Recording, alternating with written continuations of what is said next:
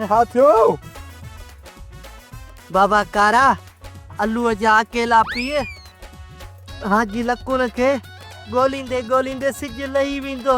हा कारे जा बच्चा हाजी जो दिमाग कम कोन तो करे ज़हन असुल सफा खत्म तस किथे दे न वाह में टप बुढ़ी मरे न। बाबा हाजी लकुन वागू बुडंदो कोन रांदो खाइंदो।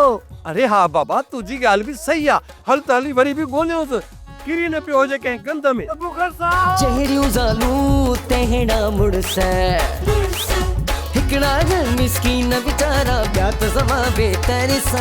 अरे घोड़ा रे हाजी भी हाजी असी तुझा पहचायो हाजी।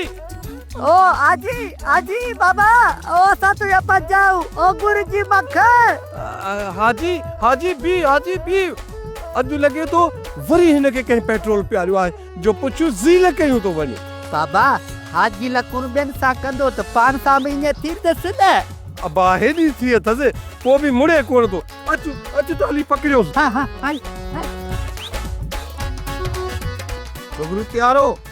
हाँ दा असां तैयार आहियूं। सफा तैयार है ना? हाँ अदा नूरल जी अदी अरु सफा तैयार है बाकी तू मां रह लयूं हलू था अंदर कपड़ा लटा मटायूं था अतुरांदी रहणो था हलन। हा हल त हली तैयार छो ई मोटी दा चो गोड बदी अलदा ओ हल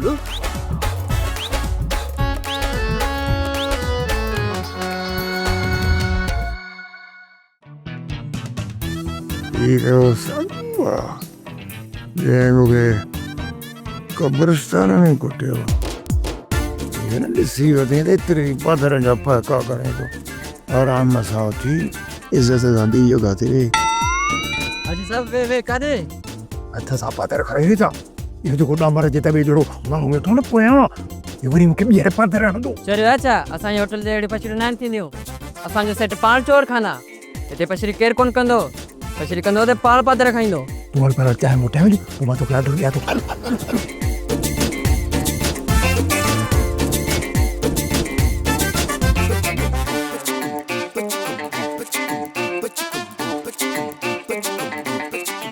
जिंदगी में पेरेंट्स अगर पादर लगा दई तो वहम में थी हुई अदामा पादरन में पूरू हा ये समझते फार्मी कुकड़ा ग्रुप तू थी या बाबा मां यतीमा मुखे माफ कर बाबा मुखे माफ कर तू यतीम जरूर आई पर गरीब नहीं केमिकल वालो खीर जो हलाई तो व्यापारी पाई वडो वारो मेहन जो बतई पर सुधरियल नहीं। हाँ ना तो सच्चो ही मां दुनिया जो आखिरी जलील हां बुजुर्गों समत में अच्छा वो मेल है दास अच्छा जी साहब हाँ हाणे चाय पिए चुस्की वठ ना इते बैठो जो हेडे दे तो मुझे पाचन में पानी में तोड़ में तरी दी छोकरा डंडो खणिया डंडो